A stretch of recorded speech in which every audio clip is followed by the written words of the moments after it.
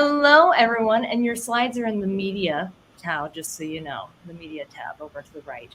Hello, everyone. I am Bree Sprague. I am the Partner Success Manager over here at RevGenius. We are super excited that you chose to spend some time with us today. We have not only do we have Thao and Emily here, who I'm going to introduce in just a second, but we have an amazing list and lineup of speakers and topics, and I'm hoping that you check those out. But right here we want to know, from Thao, who is the SVP over at Uptempo, our partner, and Emily Ward, who's the VP of Global Marketing over at Anthology. We're going to figure out, how to take something from bad blood, it's all about relationship, over to badass. Sales, marketing, and RevOps unite. I'm super excited about this. Please feel free to ask a lot of questions in the Q&A and, chat in the chat. And we'll go ahead and get this started, but tell everybody where you're from in the chat, and I'm going to hop backstage and let these two awesome women kick it off. Thanks so much. Great. So I hope everyone can see my slides. I've done the sharing correctly there. I'll assume so. So welcome to our session. It's the perfect conference, really, to talk about everyone coming together. Now, a little bit more about who we are. So as Bree mentioned, I'm the SVP of Marketing at Uptempo. We provide a marketing operations suite that helps marketing teams plan better, spend smarter, and execute with confidence. So now Uptempo is a newly branded combination of Brandmaker, Allocadia, and Hive9. So this past year, we've been going through the exercise of bringing 3 companies together, which does test those relationships between these 3 groups under challenging conditions. I've worked in marketing for B2B tech companies of various sizes for decades. I've seen the good, the bad, the ugly, in terms of working relationships between marketing, sales, and RevOps.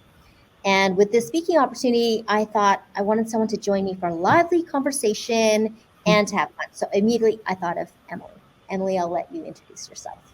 Great. Thanks, Thao. And I'm really excited to be with you all and with you, Thao, today. So while many of you may not be familiar with the name Anthology, you may actually recognize the name Blackboard. And so actually Anthology emerged pretty recently in the last couple of years as a compilation of a few different organizations in the education technology space, the most recent addition to which was Blackboard. So much like Thao, we're in a post-merger environment, which presents a whole new set of opportunities and challenges, as some of you have likely experienced firsthand in your own careers. With that, I'll pass it back to Thao, who's going to take us through our top takeaways for this session. Right. So, we've all attended a lot of conferences and webinars, and sometimes the promised takeaways get a little lost. So we want to be sure that we hit the key points that we promised in our session. So flipping the conversation, when you focus on ROI-driven marketing, that really brings the groups together under a goal that they can stand behind and understand. And of course, marketing leaders, we're not here to talk about brand versus demand, but there are some topics that marketing leaders can ramp up on that will help them be seen as an executive that understands the business and the business of marketing. We also want to make sure this conversation is actionable. What can you start doing tomorrow to build a powerhouse team between marketing, sales, and RevOps? Now, we haven't timed this. Hopefully, there will be time for questions at the end.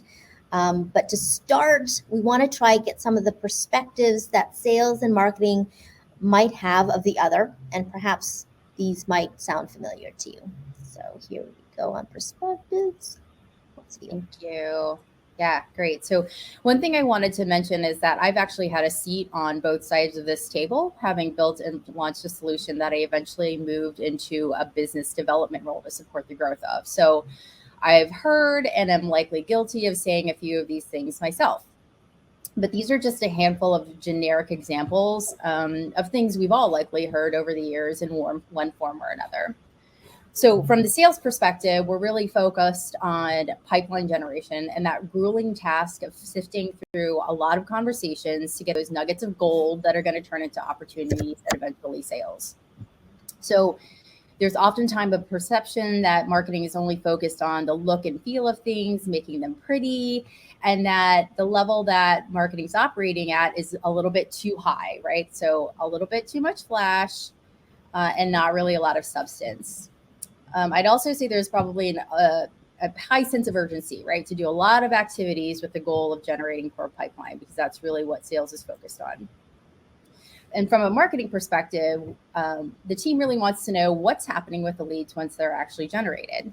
So they're interested in setting that stage for sales, but they know that what they're doing is contributing to a long-term and a larger conversation. So it's really difficult because they're oftentimes feeling like they're pulled in a number of different directions, especially when the organization sees them as a support or admin function, which makes it a little bit difficult to develop and stay focused on overarching strategies for growth. So why are we at odds? Well, from the sales perspective, again, we're working with the most unpredictable part of the process, which is people. So sales needs to tap into their intuition and think about what to do and say, which requires a certain amount of flexibility in positioning their talk track. They're really focused on and accountable for closing the deal. So that's what's right in front of them.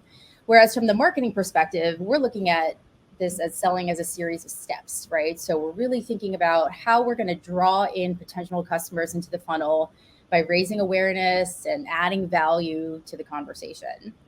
And then we know that this is a long haul, right? We're trying to move prospects through each stage of the various funnel stages, which really takes time and unfortunately doesn't necessarily happen overnight.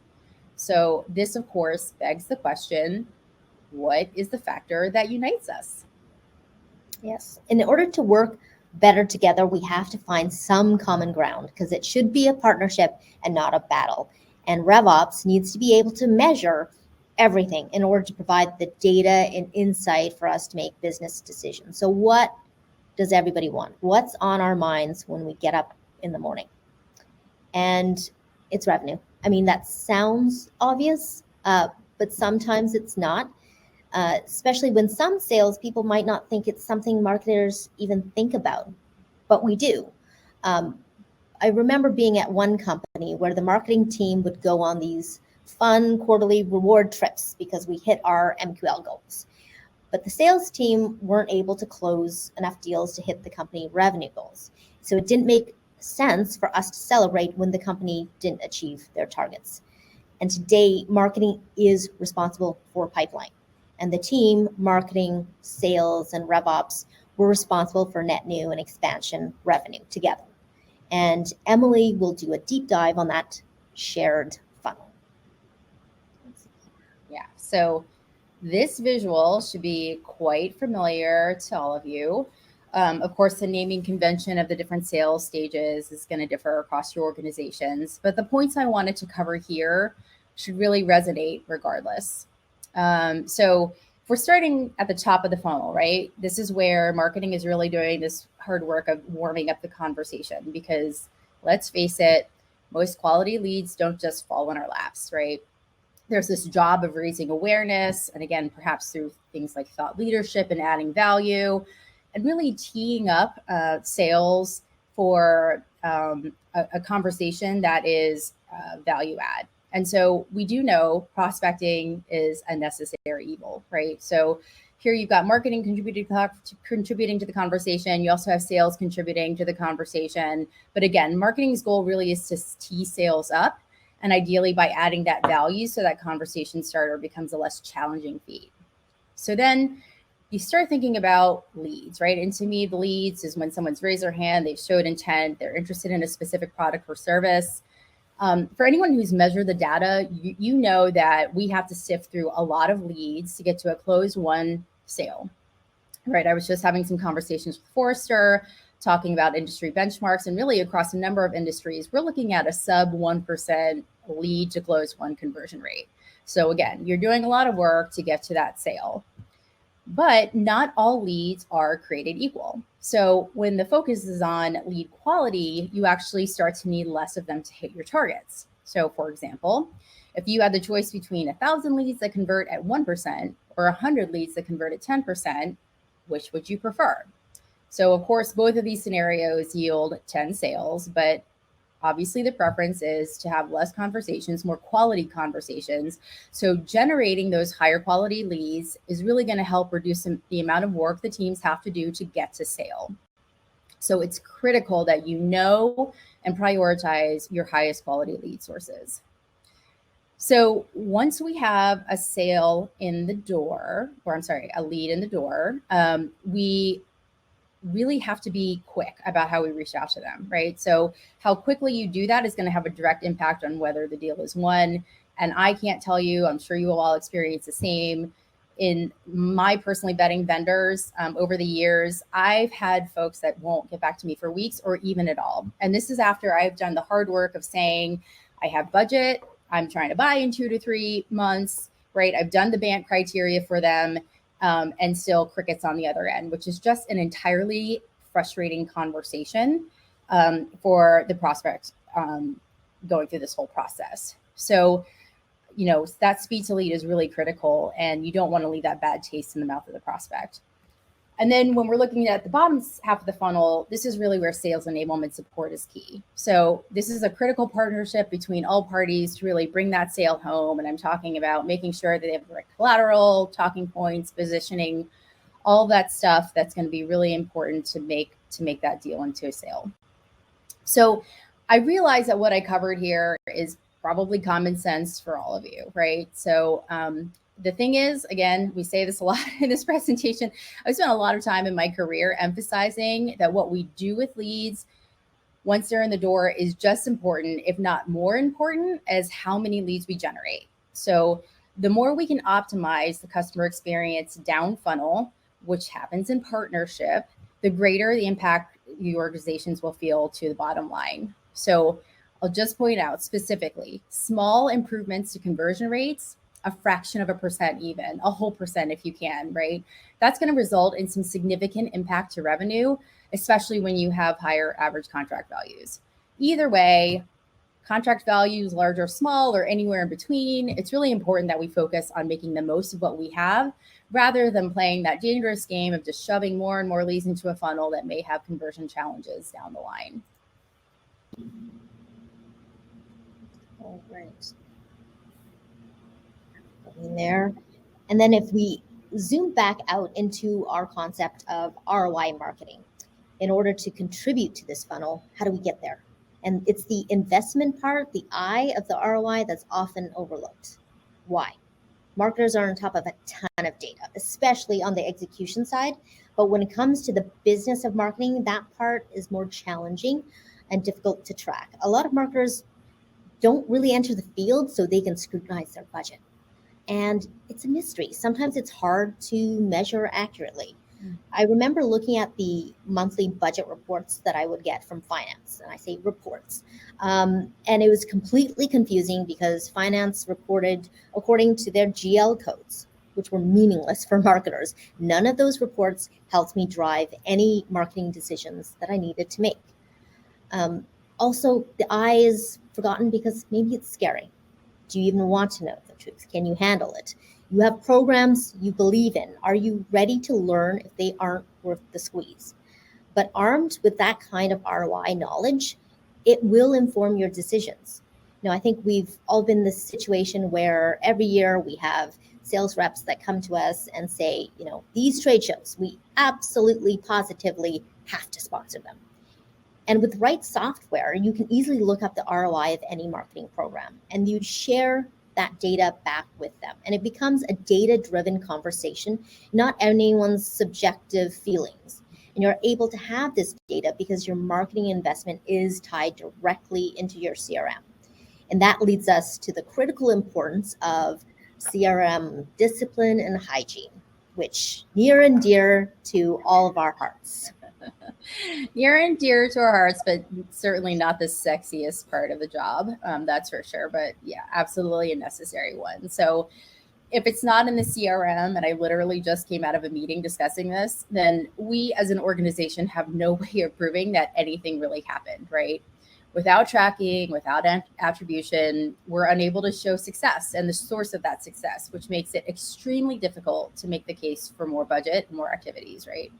So I've had the privilege of working at a handful of organizations with very significant budgets, but no marketer I know has ever had an unlimited budget. So if you're out there, very lucky, but most of us working with limited budgets, right? So we always need to pick and choose where to spend our time and money. And marketing will invest all day long if we can actually see ROI. It's a no-brainer for us. It's a no-brainer for the organization. And where there is ROI, we'll certainly partner with the appropriate parties to make the case for more funding.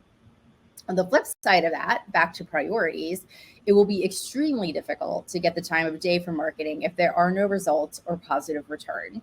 This is why it's so important that we have a source of truth for what's happening to the leads that we're generating. So this brings us to the next point, which is using this data to really identify areas of optimization. And so this is the fuel for data-driven decision-making so that we know where we want to spend our time and resources as a business. We focus on the things that work, we optimize or phase out the things that don't. And it's pretty much as simple as that. So once I was able to instill this type of discipline at one of my former organizations, we really began to make drastic and intentional changes to the marketing mix. So the organization had previously relied heavily on one source of leads to fuel their pipeline, where conversion rates were in a steady decline and demonstrating ROI was becoming more and more challenging. So by being able to track the data at a more granular level, we were able to diversify our marketing mix, shifting our investments to higher converting activities, and ultimately reducing our cost per sale, all things the organization loves. So another interesting point that Thao and I discussed was how different sales teams and players can really shine when it comes to specific activities. And so I'll let Thao chime in here with some of the examples that she shared with me. Yes, so looking at the data again, we're actually able to see the core competencies of each of the sales teams. So one of the companies I was at, the sales teams were organized according to the target industries that they were focused on.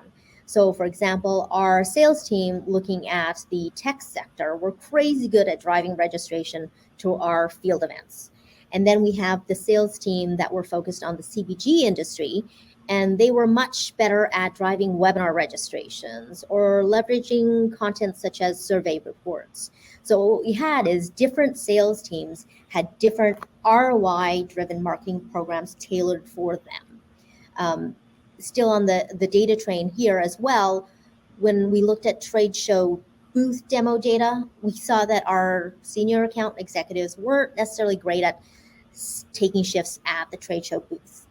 So I actually got an idea from a fellow marketing leader, so shout out to Kay, that said, just swap out the sales reps for BDRs to work the booth. And it was a great idea because the BDRs were hungrier, they were used trying to get that first meeting, and they welcomed the FaceTime versus hitting the phones or email. So this is a win-win for really everybody when we were able to go back and look at the data together and make those kinds of decisions. So it's not subjective at all.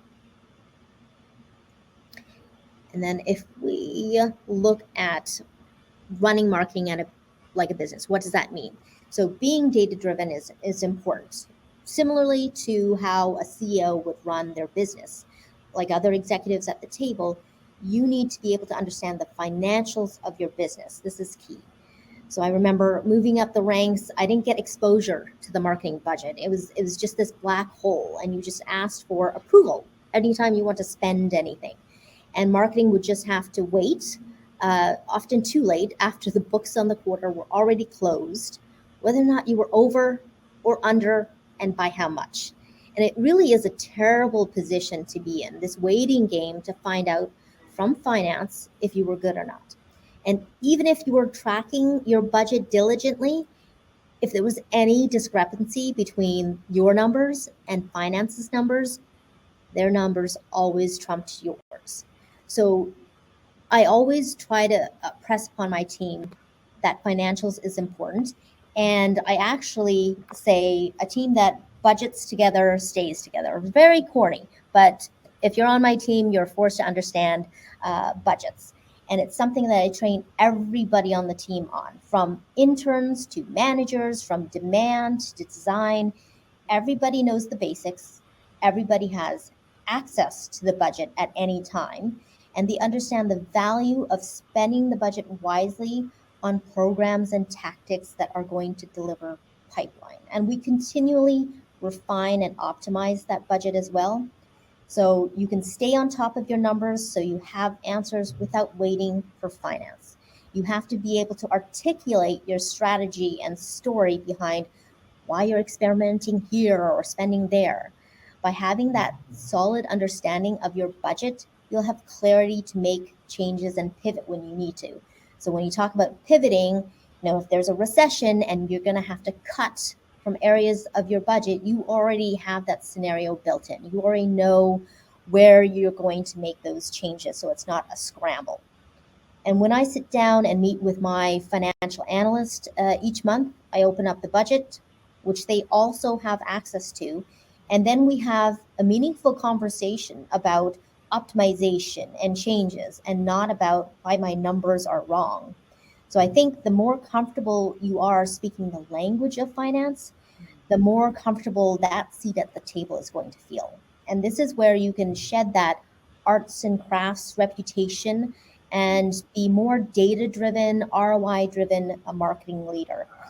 And at this point, I've talked a lot about collaboration from finance, but of course, this session is about collaboration with the rest of the revenue team as well, which is critical for success.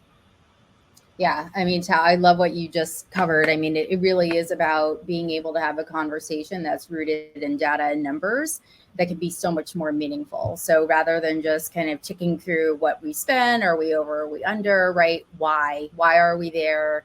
What do we need to hit our goals? How do we tie this into organizational objectives? I mean, all really great stuff. So thanks for sharing that. And so, I mean, we come back to the idea of collaboration and how that's critical for success, right? So marketing, sales, and RevOps really need to function as a unit, figuring out the strategy for driving growth together. So I've spent, and finance, I mean, I shouldn't leave them out, right? Based on our conversation, but I've spent a lot of time reviewing and analyzing data with my counterparts, extracting actionable insights as a group. I mean, there are multiple meetings a week. Sometimes they're really short, sometimes they're really long, and we're really diving into the data. But the point of this is we're all aligning on what's happening and trying to solve for why, right? So, and it's all, again, data driven. So this has resulted in a lot of key initiatives at my organization, such as the complete reconfigure of the lead funnel, right? We were trying to solve for some issues that we saw around conversion, where folks might have been getting stuck. And so we actually completely overhauled it to make it a little simpler for folks to understand, to bring clarity to the process around what's happening at each stage of the funnel. And there are other various work streams that have emerged that are dedicated to improving how we function as a business, or more importantly, how our customers experience us as a business. I think that's really at the center of a lot of our conversations is what can we do to make this a more delightful, I know that's an overused term when it comes to customer experience, but a more delightful experience for our customer. So the time together helps ensure us alignment amongst us and buy-in on key initiatives, and also helps us to demonstrate and come to the table with a united front when it comes to the C-suite. So I will say here, leadership will make or break how the units should be working together. So we should be functioning as that single revenue motion and not in silos.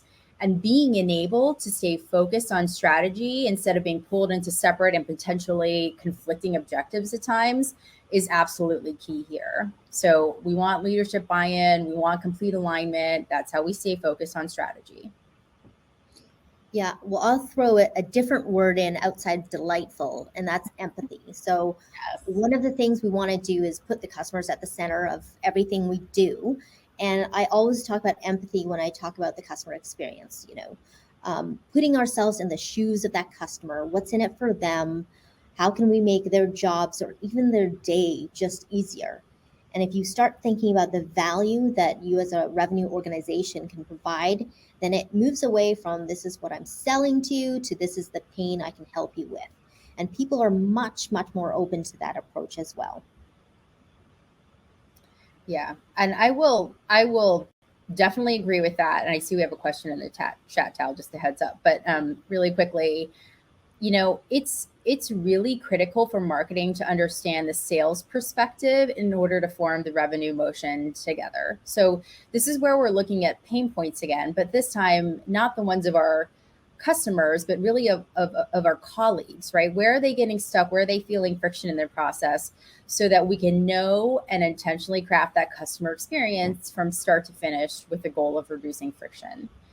Another point that I wanted to make here is, we're all talking about ABM or account-based marketing, right? And I would just encourage you to consider flipping to, it's a small tweak in terminology, but account-based strategy or ABS. So when you're thinking about ABM, right, the onus is on marketing. So what we know is the most successful execution is going to involve a tag team approach, right? So hence that shift from marketing to strategy. So this moves us away from that Hail Mary reactive one-off activity that ultimately is going to get us nowhere. So, as they say, teamwork makes the dream work. Lots of fun cliches, slow and steady, please also methodical, will win the race. But, these are all really tried and true kind of testaments. And the more that you can work in partnership and stop just relying specifically on one function to do all the heavy lifting, the more successful it's going to be.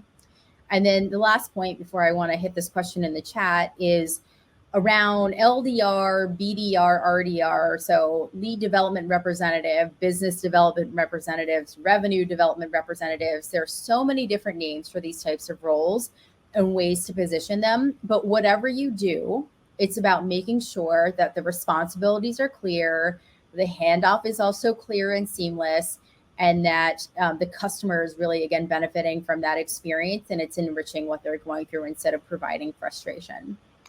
And so, Thao, what I'm seeing in the chat, and I think you were hitting on the finance piece, if you wanted to kick off with this, is what are the main numbers you look at when you work to aligning with finance? Right. So I think there's, for me, two parts. So there's the simple part of actuals and forecasts. So the plan that you talked about, did you actually spend according to that plan? How far off are you on the different cost centers? What was your spend strategy and what was actually the case? Mm-hmm. And the other part of that is, okay, you said you would spend this and contribute this in pipeline. What happened? What areas worked? What experiments worked for pipeline? What did not? And then what are you going to do about those insights that you have as well? So that's what we do when we sit down together. We look at just the pure numbers of where we are in forecast and the results that we gained from pipeline there, and then the changes that we're going to make the next quarter as well. So we do budgeting on a monthly, quarterly basis as well. So we're always agile and we can make those changes. So it's never fully baked in for the year. And if you have that budget investment, as I said, lined up with NetSuite or your ERP system and lined up with your CRM system, you can see the contribution of your investment all the way down to revenue as well. So that's how I look at it. Emily?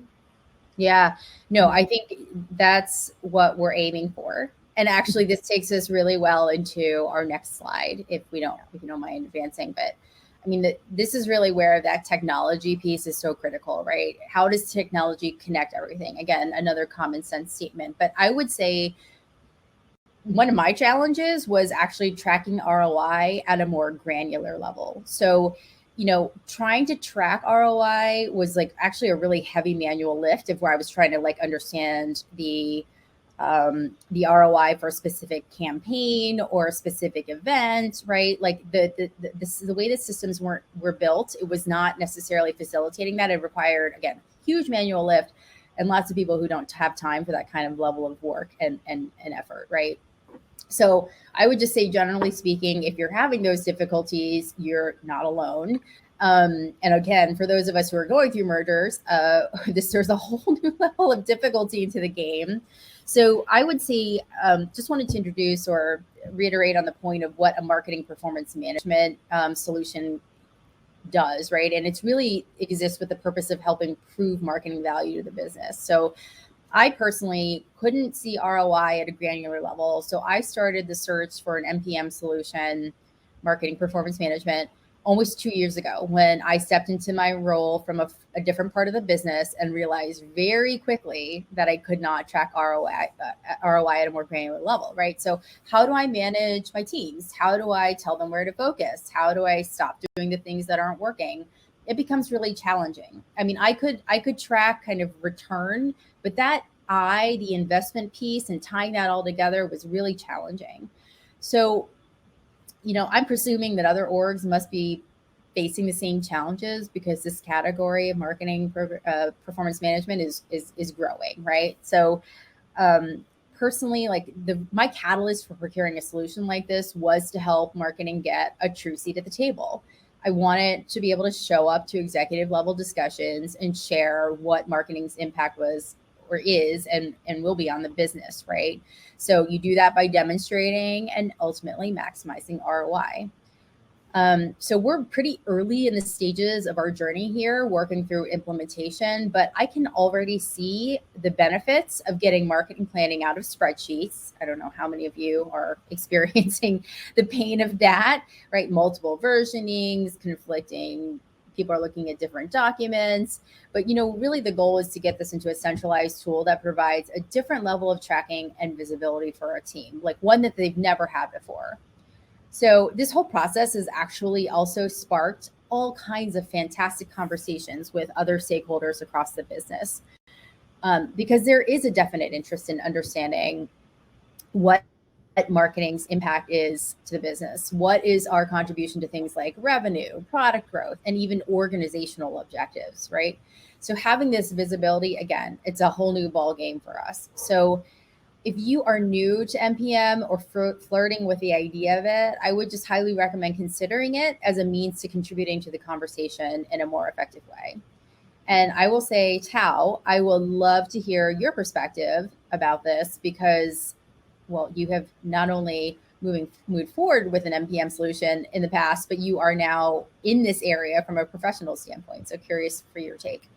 Exactly. So when I look at my own experience in terms of wanting that visibility over my marketing operations, my budget, ROI performance, it was driven, largely from not wanting to be caught out as well. So the catalyst for my experience was we got a new CFO. This is at a previous company, and I was worried about not being on top of my numbers. I was relying on a very complex spreadsheet that had long outlived its usefulness. And if at any point somebody took out a formula and just put in numbers, I mean, that was just it.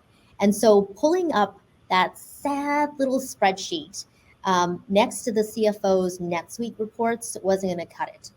But I knew I had some runway before she came around and started digging into the marketing budget. So I was scrambling to try to get that MPM solution in, because I have one shot in showing her I knew my numbers, I was on top of my numbers, and I could justify the spend.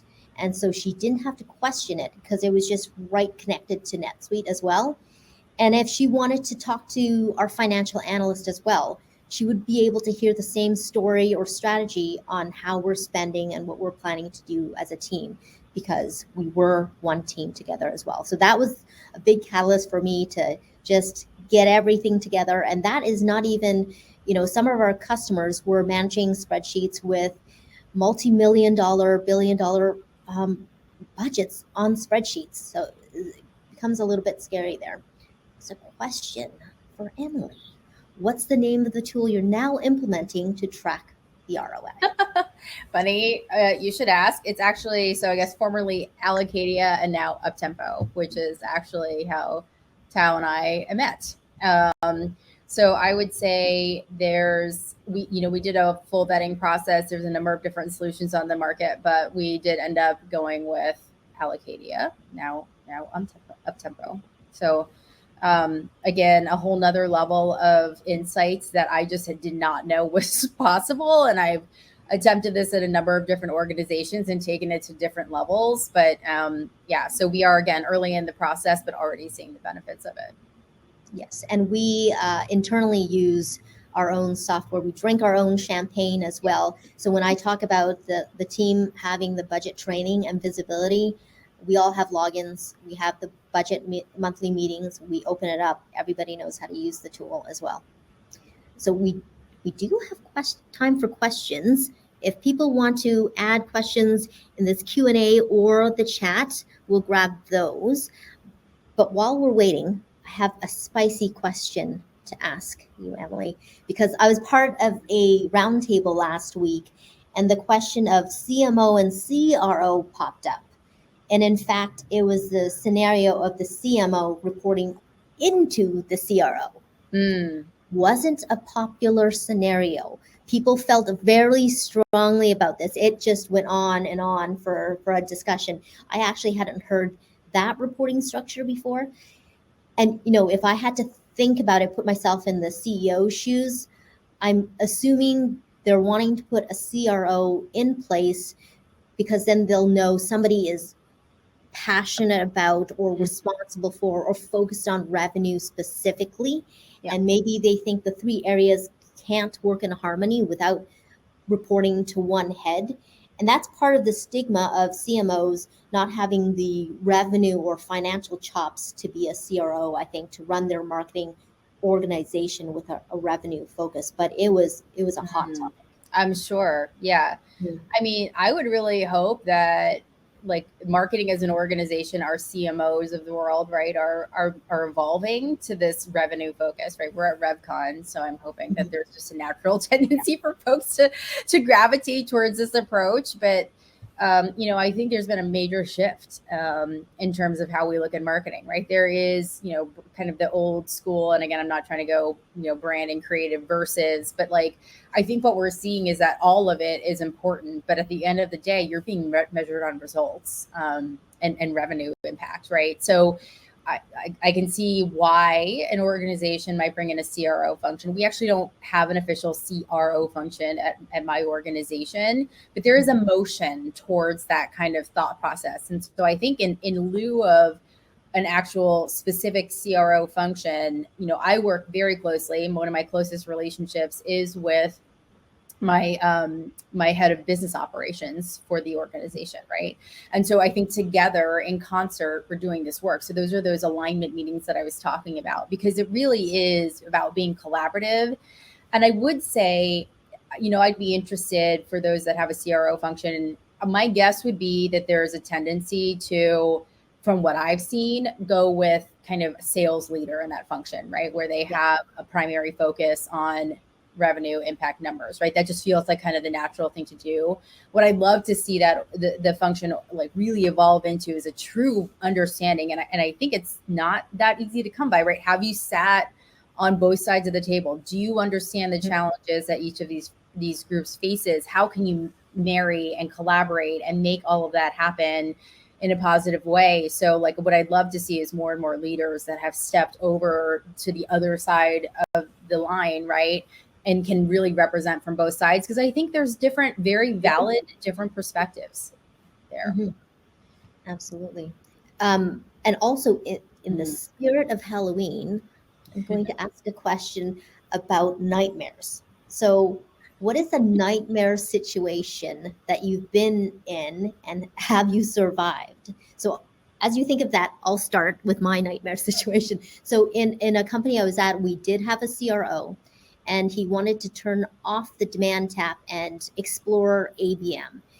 And there wasn't actually true buy-in from sales, marketing, or RevOps as well. So I can just tell you it was a nightmare getting that off the ground. Of course, it didn't go anywhere. Nobody knew who was on first. There's technology issues. So that it was definitely where the collaboration, partnership, and communication just utterly just broke down there. So that was my nightmare. Yeah. Barely survived. I mean, I would say I advise any of my organizations that I've ever worked for, please do never turn off the demand tap, right? Like that is just like, you need to diversify that marketing mix. Like you never want to put all of your eggs in one basket, because that is risky, right? And then what ends up happening is when you have that gap, you may not feel it immediately, but when you look down the line, depending upon what your average deal velocity is, you'll see that drop like somewhere down the line. And then that's when you're going to be scrambling, but it's already too late, right? That ship has sailed, and then you're trying to make up for it in different ways. So that is definitely something that I've had to talk even clients of mine out of, right? Like, please don't turn it off. Like, even if you go down to a low hum, but like, obviously, the ABM or AVS function is really a critical one that we should be exploring further. I think it's really hot at a lot of organizations right now, but I do firmly believe like diversifying that marketing mix, your strategies is really, really important so that you kind of don't get yourself in a pickle down the road. So thanks for sharing that one. And then just one last question, because I think we can fit this in, is planning season. I think this is for a lot of organizations, planning season. So I'm always curious how other organizations, other leaders tackle their planning. How do you do your planning? When do you do it? How often do you do it? Do you track back to the plan to see how you are? What's happening there in terms of planning? Are you in planning season right now, Emily? Yeah. So we are. We're actually kind of in a weird hybrid place because of the merger, right? So our fiscal year is switched. So we've been in planning season for the last year, actually. It's an ongoing process. But what I will say is, in my perfect world, being a marketer and understanding kind of the deal velocity at the organization, how long it really takes to get things through the pipeline, when you're thinking about that funnel where marketing is working, we're starting pretty top of funnel. So I want as much leeway as possible to start filling pipeline. And so I'm really actually not even looking at this year's targets. I mean, I am, but also, again, some of that ship has sailed. I'm really looking at what is our direction as an organization moving into the future so I can help support and fuel that. And part of that is really having these data-driven conversations around budget to help make the case for appropriate budget to support organizational growth goals.